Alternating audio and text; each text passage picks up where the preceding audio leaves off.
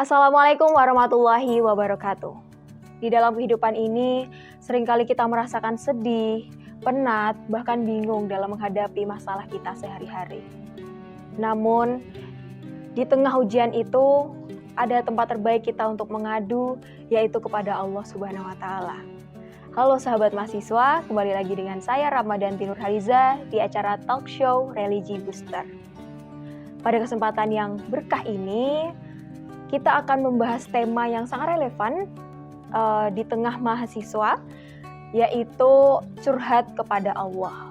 Nah, dengan tema yang luar biasa ini, kita mendatangkan narasumber yang luar biasa juga, yaitu Bapak Profesor Dr. Muhammad Fauzi MAG. Selamat datang, Prof. Assalamualaikum. Waalaikumsalam warahmatullahi wabarakatuh. Ya, Mbak Danti. Kabar baik, Prof? Alhamdulillah. Sehat, alhamdulillah. Jadi, Prof, banyak banget ini, Prof, teman-teman yang minta tema ini. Soalnya Gen Z kan sekarang katanya lagi quarter life crisis nih, Prof. Nah, jadi banyak mereka yang lebih memilih curhat itu kepada teman baik, kepada bestie gitu, bahkan kepada pacar, gitu, Prof. Jadi mereka kurang tahu konsep curhat kepada Allah nih. Bolehkah kita diberikan pencerahan nih, Prof? Ya, Assalamualaikum warahmatullahi wabarakatuh. Islam sebenarnya mengajarkan di dalam surat Al-Ikhlas yang sering kita baca, ya, Allahus Somad. Jadi Allah itu adalah zat tempat bergantung. Kalau kita bergantung kepada manusia, manusia itu lemah. Nah, oleh karena itu bergantunglah kepada Allah. Nah, bergantung ini di dalam Islam kita lakukan melalui munajat. Munajat itu berbisik, ya. Nah, kalau berbisik supaya lebih didengar itu di tengah keheningan malam. Maka Islam mengajarkan doa yang dipanjatkan pada tengah malam itu lebih didengar oleh Allah dibandingkan pada saat siang hari. Nah, di dalam kita berdoa itu sebenarnya tidak harus dengan menggunakan bahasa Arab, ya. Tapi dengan bahasa yang kita sendiri paham, dirasakan ke dalam hati, ya, apalagi bisa sampai meneteskan air mata, insya Allah curhat itu akan lebih didengar oleh Allah. Oh, gini, Prof. Mungkin kalau saya sebagian dari Gen Z gitu ya, Prof, ya. Kalau berdoa kepada Allah, kita tuh tidak langsung mendapatkan jawaban gitu, so. Kecuali kita kalau misalnya curhat dulu sama temen, kayak kita mendapatkan feedback gitu.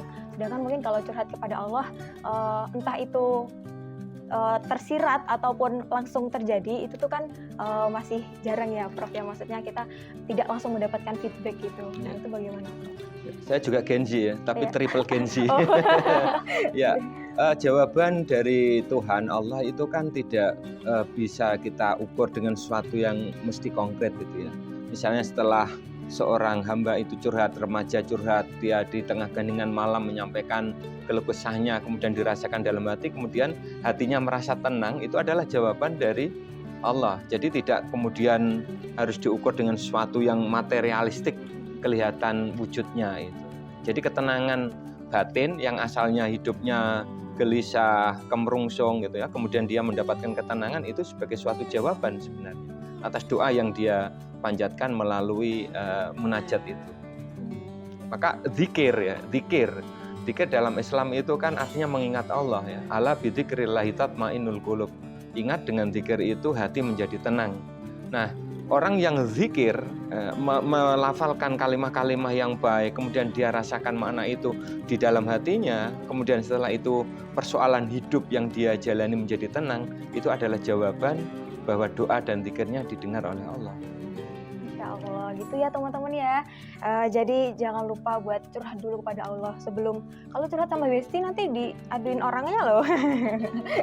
Bisa aja gitu ya. Udah itu nih, Prof, mungkin kita butuh tips agar kita selalu istiqomah, Prof, untuk mungkin mencurhatkan itu atau mengadukan itu dulu semua kepada Allah sebelum kadang kita latah ya, Prof, kita cerita dulu sama teman-teman gitu sebelum sebenarnya sambat nih bahasanya, Prof. Ya, bedanya curhat dengan Allah dengan manusia itu ada seorang penyair yang membuat syair yang indah itu.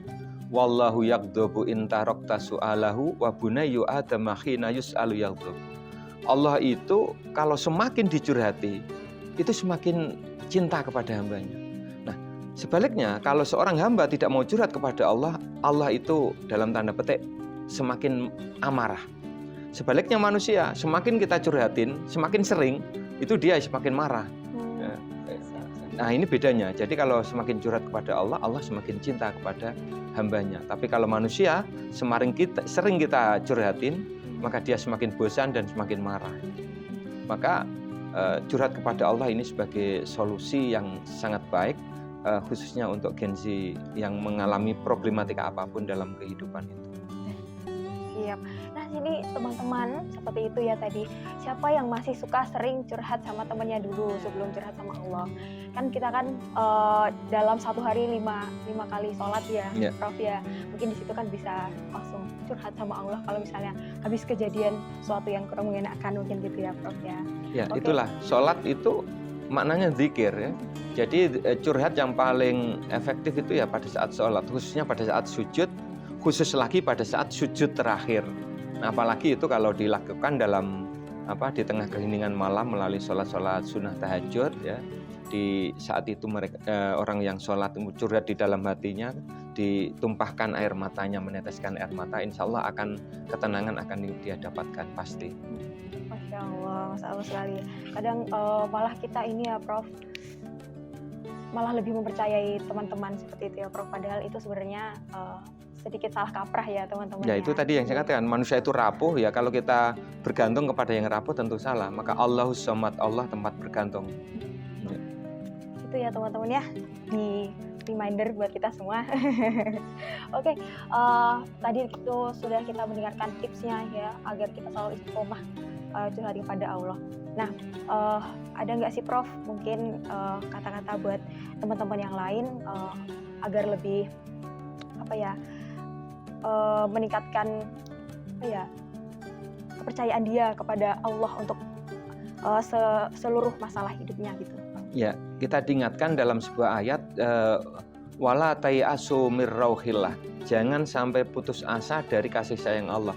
Jadi orang kan kadang merasa ya kalau misalnya doa secara lahiriah belum dikabulkan, kemudian dia merasa Allah tidak sayang. Jangan pernah putus asa dari rahmat Allah. Oleh karena itu kalau ada kasus-kasus sampai orang bunuh diri, itu sangat dosa besar ya. Karena apa? Karena orang itu berarti putus asa dari rahmat Allah. Jangan sampai putus asa dari rahmat Allah. Karena Allah itu zat yang maha pengasih, penyayang, dan akan menumpahkan semua kasih sayang kepada hambanya. Hanya timing saja mungkin yang perlu ditunggu itu. Betul sekali Prof. Masya Allah teman-teman, seperti itu tadi ya konsep curhat kepada Allah nih buat teman-teman yang masih belum percaya bahwa Allah itu sebenarnya memberikan ketenangan hati tadi ya Prof buat kita kalau kita ingin mengadukan seluruh masalahnya kepada Yang Maha Kuasa seperti itu. Mungkin sekian teman-teman dari pembicaraan kita kali ini tentang talk show curhat kepada Allah. Terima kasih Prof atas sama-sama pencerahannya kepada kita Gen Z ini. Oke, sekian dari saya Ramadanti Nurhaliza pamit undur diri. Sampai bertemu di talk show Religi Booster selanjutnya. Wassalamualaikum warahmatullahi wabarakatuh. Waalaikumsalam warahmatullahi wabarakatuh.